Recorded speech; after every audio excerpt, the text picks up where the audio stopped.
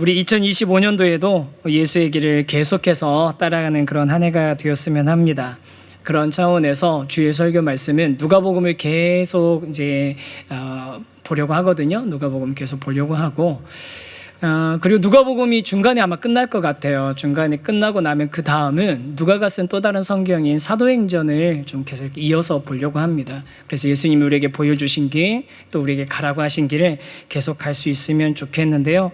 그렇게 이렇게 계속 한 걸음 한 걸음 나아가면서 주님을 따라갈 수 있으면 좋겠습니다. 그러면서 이렇게 우리가 말씀을 중심으로 이렇게 새해를 맞이하게 됐는데, 그러면서 또 하나 우리 수요 예배 때, 수요 기도회 때 신국원 교수님 모시고 나서 전교인 특별 집회를 좀 하고 있어요. 그래서 특별 집회라고 했는데 사실은 특강이라고 생각하시면 좋습니다. 오시는 분들도 내 은혜 받으려고 오시는 것보다 좀 배우려고 마음 먹고서 오시면 좋을 것 같습니다. 그래서 교수님을 통해서 우리가 세계관이라는 것을, 기독교 세계관을 좀 제대로 이번에 배울 수 있는 기회가 됐으면 좋겠거든요. 이제 지난 수요일에 이제 교수님이 오셨는데요. 보통 강사님들은 한 30분 전에 오세요. 한 30분 전에 오셔가지고서 잠깐 이렇게 이제 저하고 이제 담소 나누고 그다음 바로 이제 집회 인도하시는데, 교수님이 2시간 반 전에 오신 거예요. 그러니까 5시 조금 넘고서 오셔가지고 이제 그때부터 이제 계속 이제 목양실에 앉아가지고 제가 앉아서 이렇게 쭉 대화를 나누는데, 도시락 하나 먹으면서 계속 대화를 나누는데, 제가 굉장히 인상적이었던 게 뭐냐면 1시간 말씀 전하시는데 2시간 반 전에 오셔가지고 우리 교회에 대해서 계속 물어보시는 거예요. 그 전에도 홈페이지도 다 보고 그러고 오셨지만 저 교회가 지금 어떤 방향을 가고 있는지, 뭘 중요하게 생각하는지, 성도님들 지금 어떤 그런 상황인지 여러 가지를 아주 자세하게 차근차근 물어보시면서 이 말씀을 준비하시는데 제가 굉장히 감명을 받았습니다. 그렇지 않습니까? 1시간 말씀 전하시는데 2시간 반 전에 오셔서 계속 교회에 대해서 이야기를 나누는 거죠. 그만큼 교회를 잘 이해하고 싶으셨던 거죠. 그 대화를 나누는 중에 이런 얘기를 하시더라고요. 1만 성도 파송 운동을 이렇게 곁에서 지켜보시면서 한 가지 참 이게 참 의미 있다라고 생각했던 게, 이 시대에 건강한 교회, 건강한 목회자를 찾는 성도들이 참 많은데 그런 성도들이 가서 그래도 안심하고 신앙생활할 수 있는 교회들이 동시에 여러 개가 생겼다는 게 참 감사하다. 그런 의미에서 굉장히 고무적인 일이라고 생각한다. 그런 얘기를 하시더라고요. 저 되게 감사했습니다. 우리 세우신 교회는 어떤 교회일까요? 그냥 감히 우리는 건강한 교회입니다 라고 얘기하는 거 교만하게 들릴 수는 있겠는데, 우리가 현재적으로 건강한 교회입니다 라고 선언할 수는 없을지 모르겠지만 적어도 우리는 하나님과 성도님들, 그리고 세상 앞에서 건강한 교회가 되기를 바라고 또 기대하며 나가는 그런 저와 여러분이 되기를 간절히 소망합니다.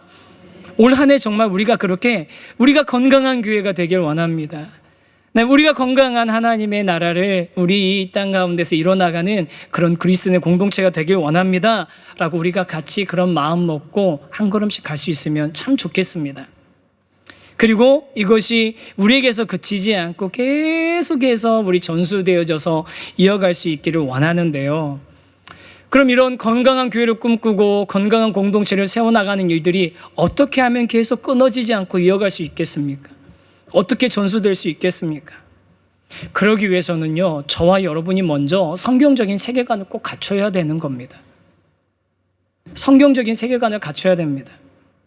제가 가끔 말씀을 전하면서 우리 마음 안에 나침반이 있어야 된다, 나침반이 작동돼야 된다, 성경적인 나침반이 작동돼야 된다, 그런 말씀을 드린 적이 있었어요. 근데 교수님 오셔가지고 그걸 갖다가 안경이라고 표현하시더라고요. 성경적인 안경이 있어야 된다는 겁니다. 세상과 다른 구별된 안목과 분별력을 가지고서 성경적인 세계관을 가지고 세상을 봐야 된다는 거죠. 훨씬 이해가 잘 되는 개념이더라고요.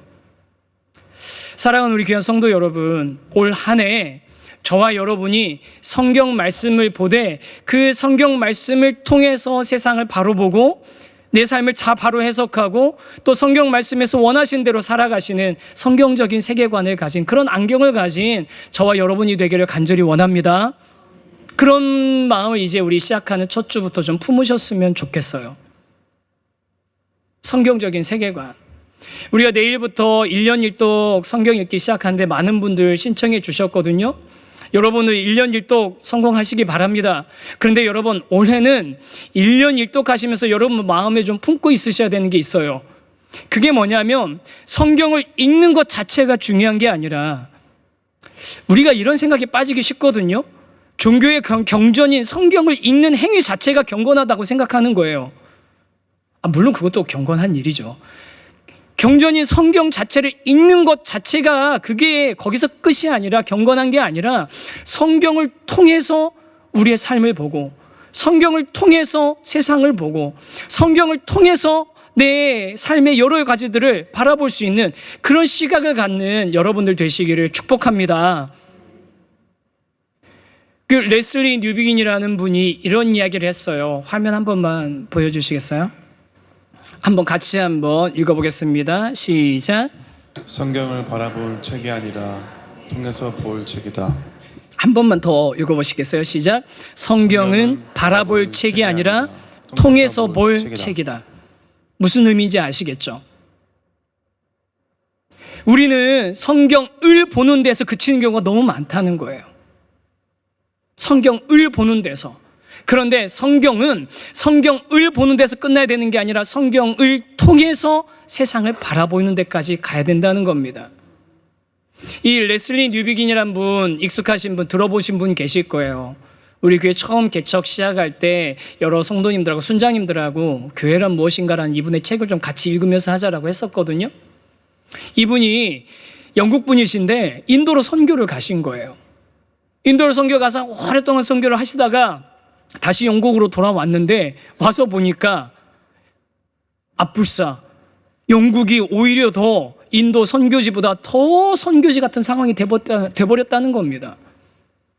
신앙의 본거지라고 했던 우리 개신교 신앙의 본거지라고 생각되는 중에 하나인 영국이 오히려 선교지 같은 상황이 됐다는 거예요. 그 여러 증상 현상 중에 하나가 뭐였냐면 성경을 마치 전화번호부처럼 바라보더라는 거예요. 사람들이. 전화번호부 아시죠? 여기서 연식이 나옵니다. 이거 전화번호부라는 게 있어? 그게 왜 필요하시는 분들 계신데, 전화번호부 있었잖아요. 저 어렸을 때 있었거든요. 이렇게 두꺼워가지고 제가 기억나는 거 보면 나랑 이름 똑같은 사람이 몇 명이나 있지 막 이런 거 찾아봤던 기억 나거든요. 전화번호부. 성경을 마치 뭐 필요한 거 뭐 있지? 나한테 감동 주는 말씀 뭐가 있지?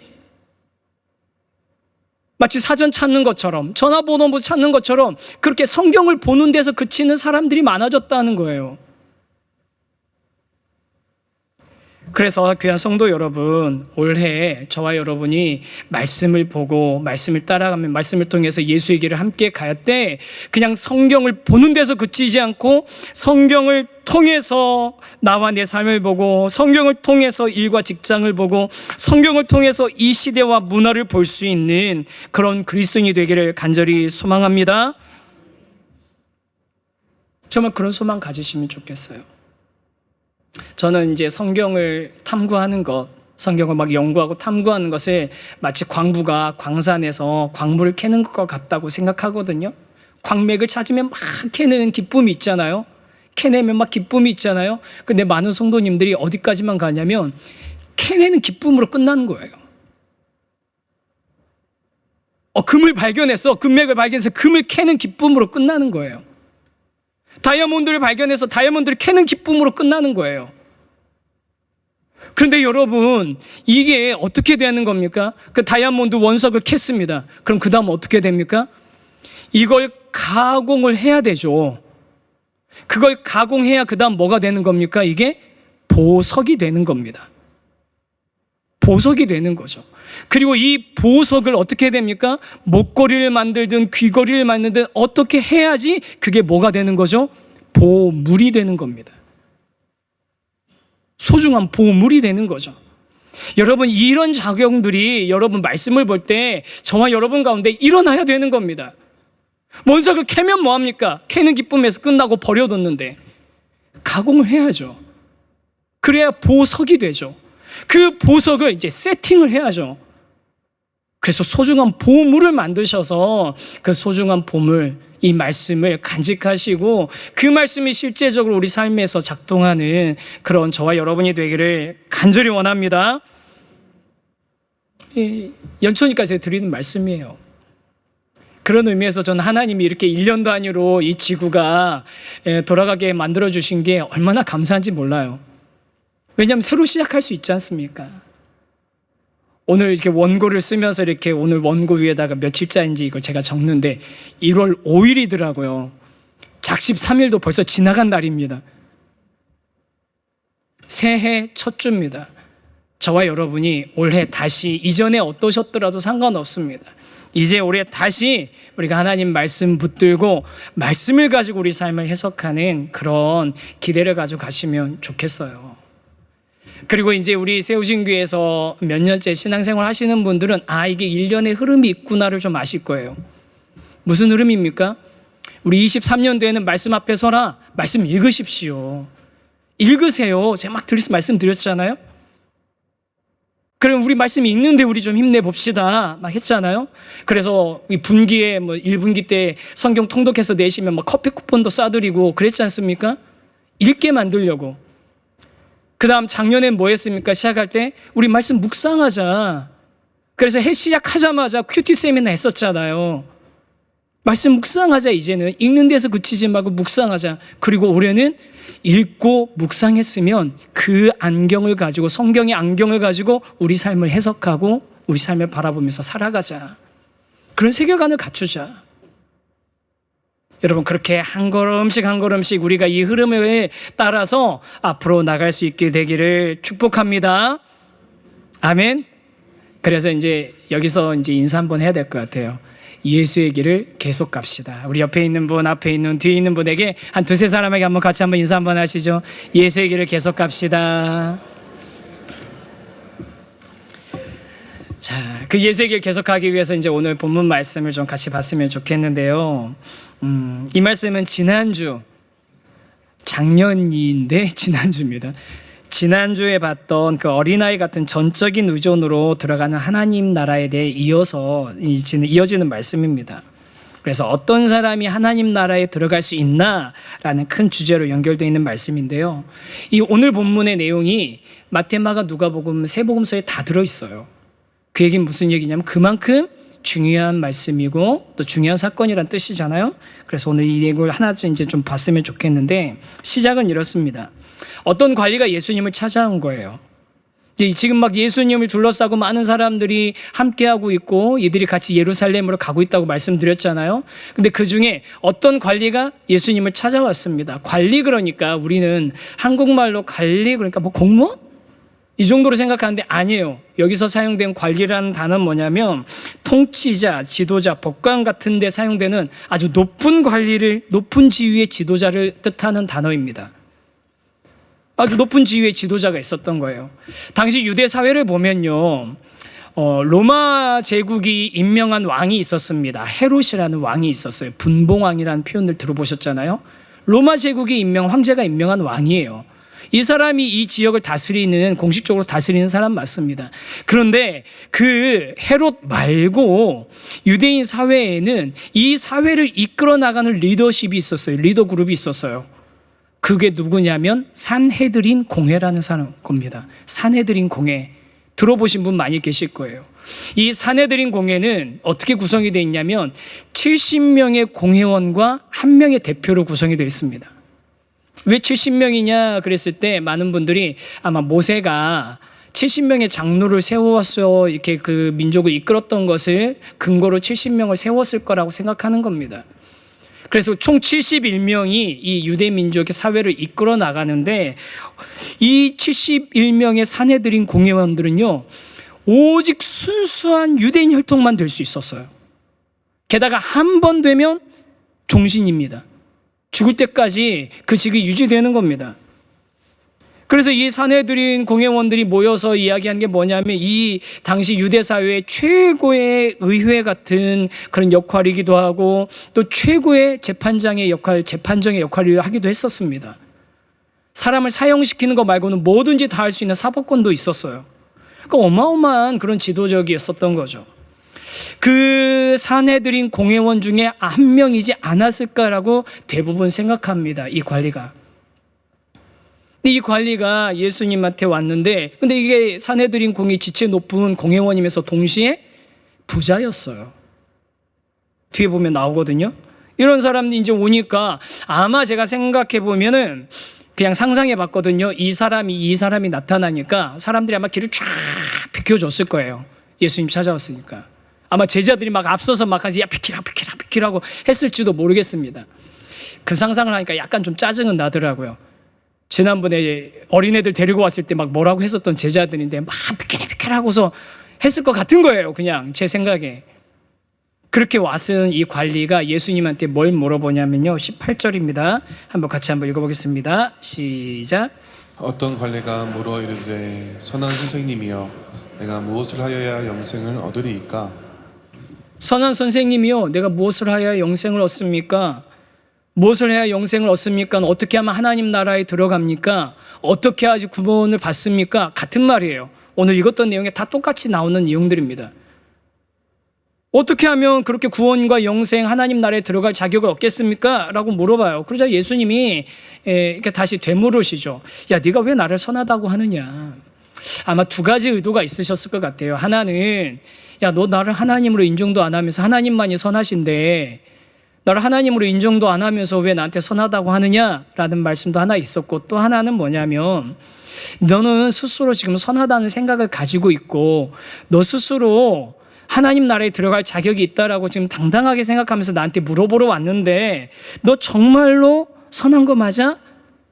하나님 말고 선한 사람 없는데?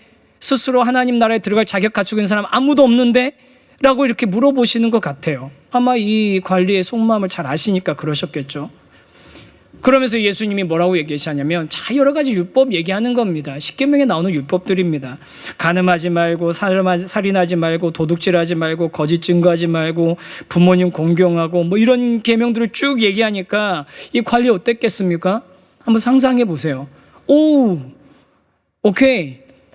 나 이거 다 어려서부터 지키던 것들인데 나 충분히 들어갈 자격 있겠네. 이런 생각하지 않았겠습니까? 저 오랫동안 어렸을 때부터 율법 다 지켰습니다. 오랫동안 이거 다 지켰으니까 그럼 저는 그 영생, 하나님 나라 들어가는 거 저는 뭐 갈 수 있겠네요. 가능하겠네요. 얻을 수 있겠네요. 라고 생각하겠죠. 그런데 예수님이 그 관리에게 이야기하십니다. 22절입니다. 같이 읽겠습니다. 시작. 예수께서 이 말을 들으시고 이르시되 내게 아직도 한 가지 부족한 것이 있으니 내게 있는 것을 다 팔아 가난한 자들에게 나눠주라. 그리하면 하늘에서 내게 보화가 있으리라. 그리고 와서 나를 따르라 하시니. 예수님이 그 관리에게 얘기하시는 겁니다. 여기서 우리가 하나 먼저 생각해야 될 주제가 있습니다. 그거 한번 같이 한번 읽어보실까요? 시작. 말씀은 삶으로 연결되어져야 합니다. 말씀은 삶으로 연결되어져야 되는 겁니다. 이 관리 예수님이 말씀 율법 얘기하실 때 얼마나 당당했겠습니까? 어려서부터 부유한 집안에서 태어나가지고 고급 교육 받으면서 보호받고 자랐고 또 종교적으로도 잘 뭐 이렇게 절제하면서 살았겠죠. 이 관리는 도둑질할 이유 하나도 없었을 것 같아요. 뭐 간음이나 살인할 이유도 없었겠죠. 부모 공경 당연히 할 수 있었겠죠. 뭐 너무나 자연스럽고 당연하게 지킬 수 있었던 일들이었습니다. 아무런 어려움 없었을 겁니다.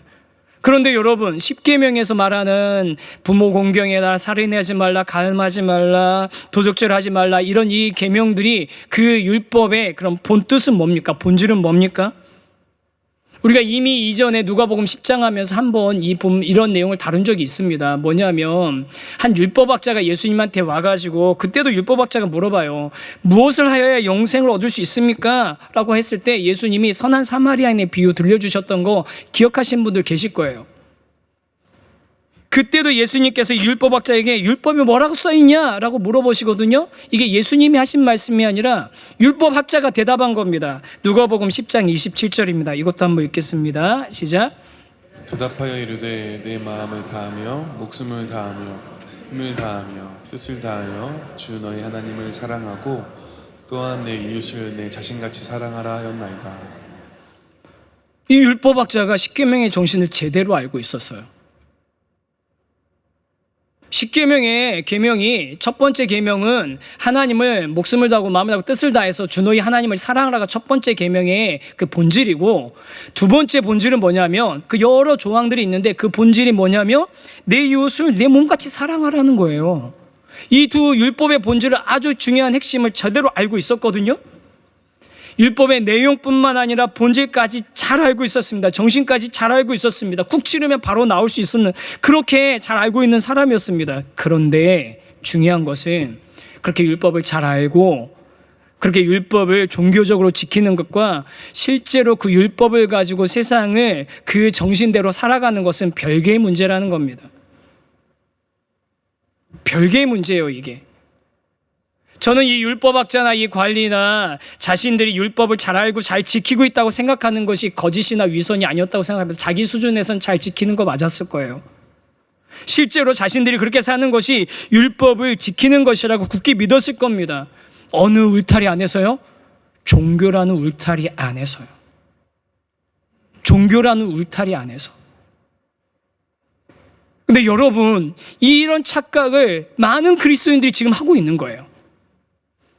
교회 안에서 예배 드릴 때, 다락방 안에서, 봉사부서 안에서, 그 안에서 내가 종교적인 활동, 종교적인 그런 생각을 가지고 성경의 원리를 가지고서 그렇게 살아가면 내가 이 말씀 지키고 있다라고 착각하기 쉽다는 거죠.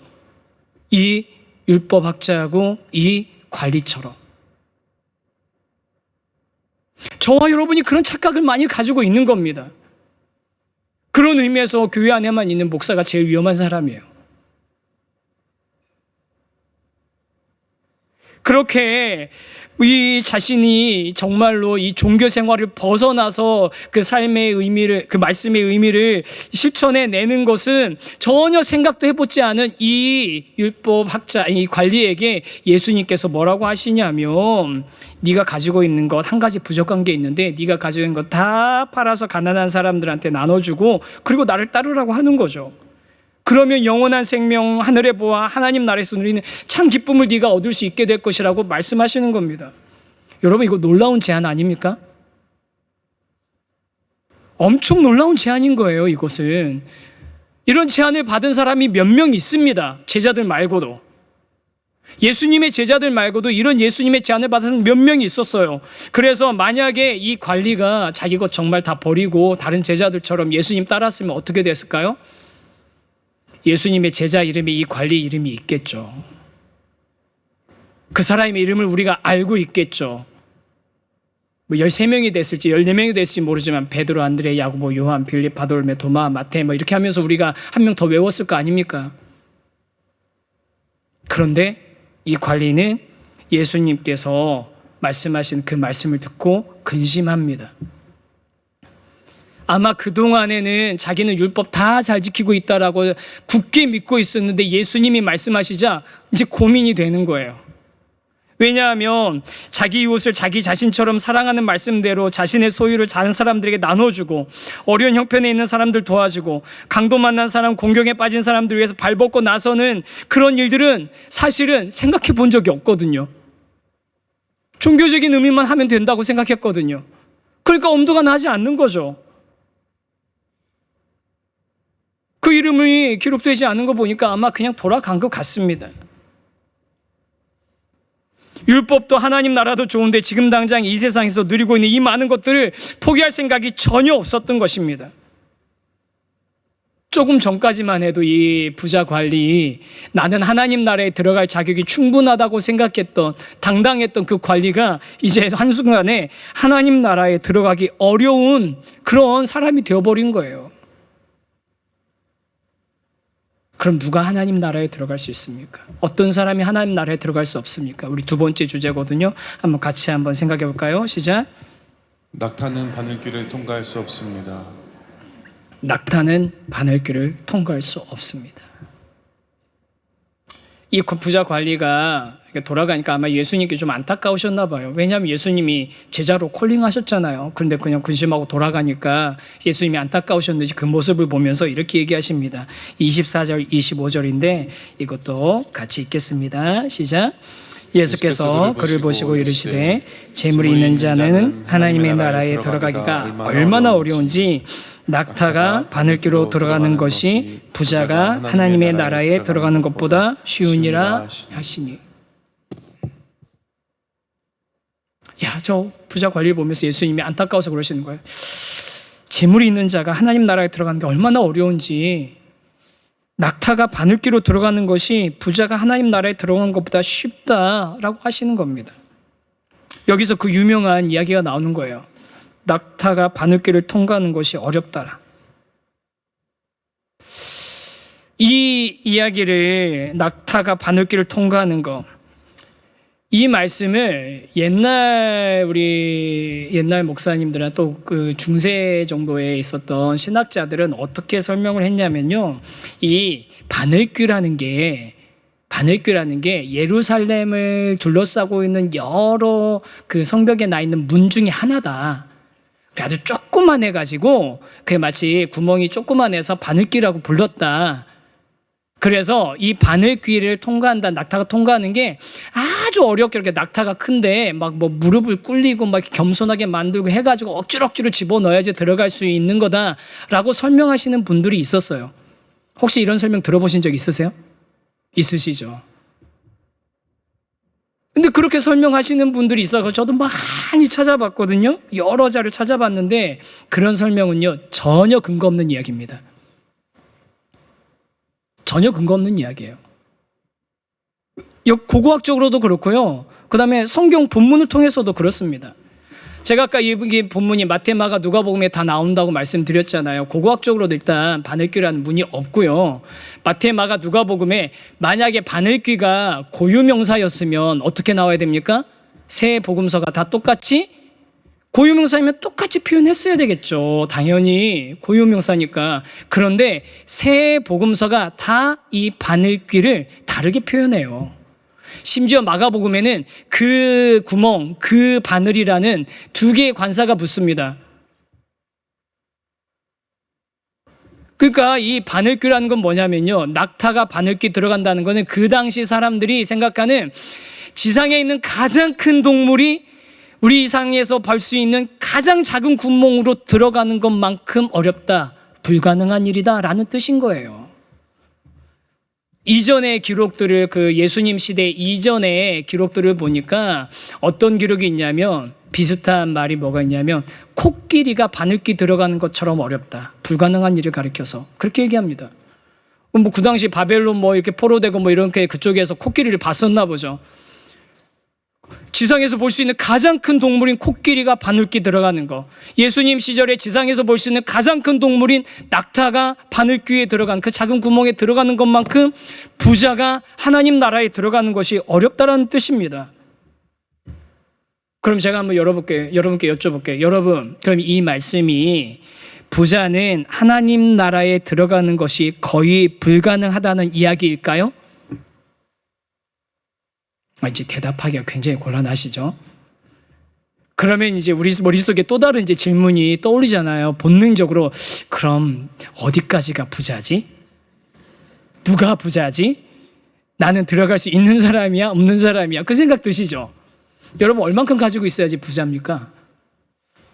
제가 또 그것도 찾아봤잖아요. 요즘 얼마나 인터넷에 그런 게 잘 나오는지. 구글에다가 대충 써도 비슷한 답을 다 나와요. 우리나라 사람들은 얼마를 가지고 있어야지 부자라고 생각하나? 하고 물어봤더니 답이 나오더라고요. 신기하게. 2020년 정도까지는 부채를 제외하고 자산이 한 10억 정도 있으면 부자라고 생각했었답니다. 2020년까지는. 근데 그게 급격하게 변한 게 2022년부터는요, 사람들의 한 45% 정도 되는 사람이 100억 정도는 있어야 부자라고 생각한다는 거예요. 우리나라 사람들이 껑충 많이 떴죠. 제가 100억 얘기하니까 다들 좋아, 난 부자 아니니까 들어갈 자격이 있다, 안심하시는 분들 계시는 것 같은데, 여러분 그러면 부자와 이게 그냥 시대에 따라 달라지는 겁니까? 예수님도 천국 들어갈 수 있는 기준이 도대체 누가 부자고 누가 부자가 아닙니까? 세상에서 말하는 부자와 성경에서 말하는 부자가 동일한 그런 사람일까요?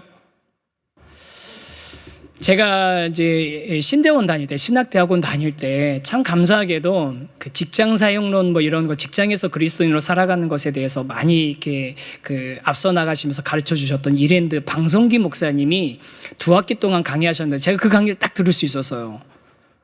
너무 진짜 재밌는 시간이었거든요. 아주 막 기상천외한 질문들을 하세요. 강의 시간에. 세상에 교회에서는 한 번도 생각 안 해본 것들을 막 하시거든요. 얘기하시거든요. 근데 그때 방송희 목사님이 이 질문 한 번 하셨어요. 누가 부자냐? 얼마나 가지고 있으면 부자냐? 전도사님들 얼마 가지고 있으면 부자예요?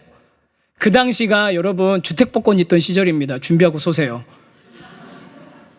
주택복권 있던 시절이에요. 2002년, 2003년도. 준비하고 쏘세요. 그때 주택복권 당첨금이 1억이었거든요. 어떤 분이 1억이면 됩니다. 1억 있으면 부자 아닙니까? 어떤 사람은 뭐 서울에 아파트 하나 있으면 부자 아닙니까? 뭐 이런 얘기들 막 했었는데 그때 그 목사님이 하셨던 얘기가 뭐냐면 100억을 가지고 있는 자산가이지만 가난한 사람이 있고, 금액은 정확하지 않습니다. 100억을 가지고 있지만 가난한 사람이 있고 통장에 100만 원 들어있지만 부자인 사람이 있다라고 하시는 거예요. 100억을 가지고 있지만 가난한 사람이 있고 단돈 100만 원 가지고 있지만 부자인 사람이 있다는 겁니다. 많은 돈을 가지고 있지만 자신이 그 돈의 주인이 아니라고 생각하는 사람이 있고, 쉽지 않지만 반대로 아주 적은 돈을 가지고 있으면서도 자신이 그 돈의 주인이라고 생각하면서 사는 사람이 있다는 거예요. 우리 생각할 땐 상식적으로 그래 작은 돈이라도 내가 이거 가지고 있으니까 안심하며 사는 거 괜찮은 거 아니야? 그런데 그런 차원의 얘기하는 게 아닙니다. 내가 이 돈의 주인이라고 생각하고 내 삶의 주인이라고 생각하면서 이 작은 돈이지만 내가 이거는 내 마음대로 해도 된다라고 생각하는 사람들이 있다는 거예요. 그럼 그 사람은 부자라는 거죠. 그런데 아무리 많은 돈이 있어도 그것을 이거는 내 거 아니야 진짜로. 이건 정말로 하나님이 나한테 맡겨주신 거야. 이건 하나님이 나한테 잘 쓰라고 선하게 쓰라고 맡기신 거라고 생각하는 그런 사람이 있는데 그 사람은 자기 소유가 아니라 하나님 것이라고 인정하기 때문에 부자가 아니라는 거죠. 그러면서 가난한 사람, 단돈 100만 원만 있지만 이게 내 거라고 생각하는 사람은 문제가 뭐냐면 그 사람들은 자기가 돈의 주인이라고 생각하지만 실제로는 그 돈이 그 사람들의 주인이 되는 경우가 대부분이라는 겁니다. 그게 문제라는 거예요. 사람들이 대부분 착각을 어떻게 하냐면 내가 이 돈의 주인이라고 생각하지만 실제로는 그 돈이 그 사람의 주인인 경우가 그렇게 많다는 겁니다. 그 강의를 하시면서 마지막으로 인용하셨던 말씀이 누가복음 16장 13절이거든요. 이 말씀 같이 한번 읽어보겠습니다. 시작. 집 하인이 두 주인은 섬길 수 없나니 혹 이를 미워하고 저를 사랑하거나 혹 이를 중히 여기고 저를 경히 여길 것임이니라. 너희는 하나님과 재물을 겸하여 섬길 수 없느니라. 여러분, 부자는 낙타는 바늘길을 통과할 수 없습니다. 내가 가지고 있는 거, 내 손에 있는 거, 그 소유가 내 것이라고 생각하는 사람은 그것을 만족하고 그것을 집착하고 그것을 통해서 안정감을 얻고 그것을 통해서 내가 성취되고 있다라고 생각하는 사람은, 그것에 기대는 사람은, 사랑하는 사람은, 그런 부자 낙타는 바늘길을 들어갈 수 없습니다. 그게 성경의 말씀이에요.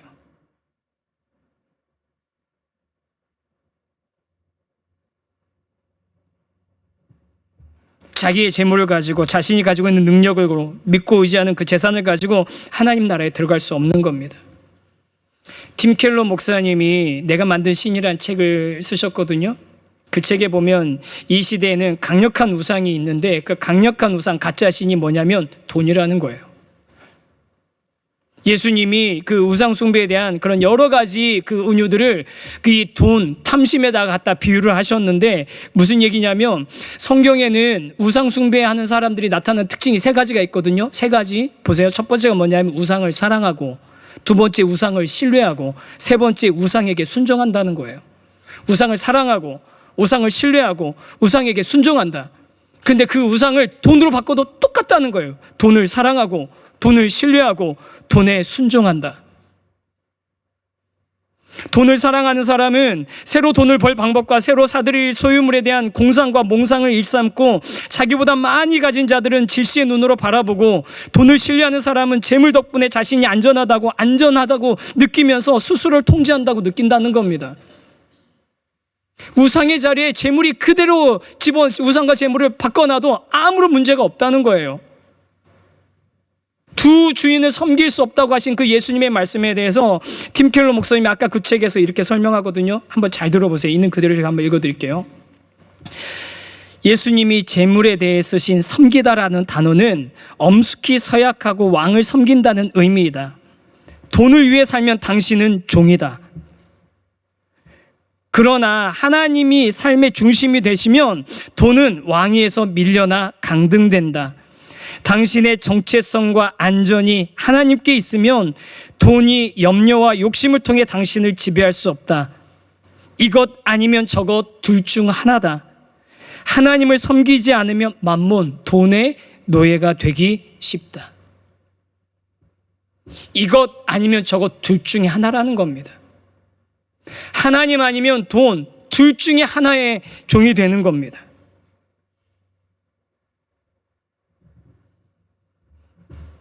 재물을 신으로 삼고 의지하는 사람, 내 안에 그게 있을 때 안전하다고 느끼는 사람, 그 사람이 성경에서 말하는 예수님이 말씀하시는 부자예요.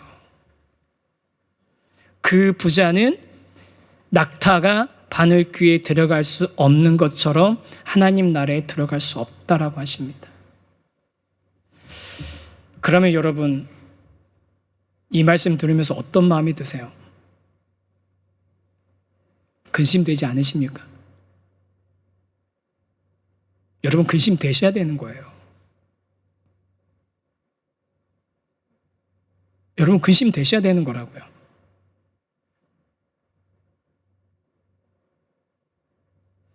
우리가 100억 원 안 가지고 있지만 우리가 부자가 아니라고 말할 수 있습니까?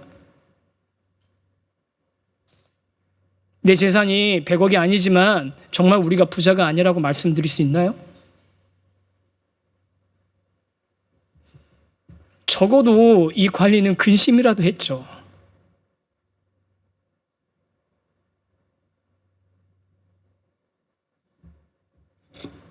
그럼 이렇게 또 반문하실 수 있어요. 그럼 도대체 누가 하나님 나라 들어가는 겁니까? 여러분, 누가 하나님 나라 들어가는 겁니까? 그럼 들어갈 수 있는 사람 아무도 없죠. 재물에 욕심 없는 사람 어디 있습니까? 재물 필요하지 않는 사람 어디 있습니까? 그거 소유하지 않고 있는 사람 누가 있습니까? 그때 예수님이 말씀하십니다. 27절 마지막으로 이거 말씀 한번 읽겠습니다. 시작. 이르시되 무릇 사람이 할 수 없는 것을 하나님은 하실 수 있느니라. 사람이 자기가 돈을 모아서 내 능력으로는 할 수 없는 일인데 하나님은 하실 수 있는 거라고. 하나님께 의존해야 되는 겁니다. 하나님을 의지하는 겁니다. 이게 복음입니다. 우리가 재물을 통해 찾으려던 안전과 가치는 하나님께만 있음을 인정하고 하나님께 전적으로 의탁하고 의지할 때, 어린아이처럼 그 하나님 나라를 받아들일 때, 그때 우리는 하나님 나라에 들어가고 하나님 나라를 누리게 되고 하나님 나라 이 세상 가운데 전할 수 있는 사람이 되는 거죠. 그렇게 내가 가지고 있는 것이 하나님으로부터 왔고 내가 이것을 의지 않고 하나님만 의지하겠다고 생각하는 사람이 누굽니까? 성경에서는 그런 사람을 청지기라고 부르는 겁니다. 청지기. 그런 사람이 청지기인 겁니다. 우리 귀한 성도 여러분, 이제 말씀을 마치겠습니다. 저와 여러분의 삶을, 직장을, 재정을 우리가 이 말씀의 안경을 통해서 볼 수 있게 되기를 원합니다. 그것을 하나님이 우리에게 맡기셨음을, 하나님의 소유이고 하나님이 우리에게 맡기셨음을 우리가 이 성경의 안경을 가지고 바라보고, 그 다음에 우리가 이 땅 가운데 살아가는 모든 삶이 그렇게 하나님께서 우리에게 맡기신 것을 우리가 선한 청지기가 돼서 그 위탁하신 하나님의 뜻에 맞게 사용하는, 살아가는 저와 여러분의 삶이 되기를 주님의 이름으로 간절히 축원합니다. 그게 올해 저와 여러분이 같이 걸어가야 될 예수의 길인 겁니다. 이제 성경의 안경을 가지고 세상을 보는 방법인 겁니다. 성경의 안경을 가지고 재물을 보는 방법인 겁니다. 성경의 안경을 가지고 내 직장을 바라보는 법인 겁니다. 그렇게 우리가 성경의 안경으로 우리 이 땅의 삶을 살아가는, 가지고 성경의 안경을 쓰고 살아가는 저와 여러분이 되면 좋겠는데요.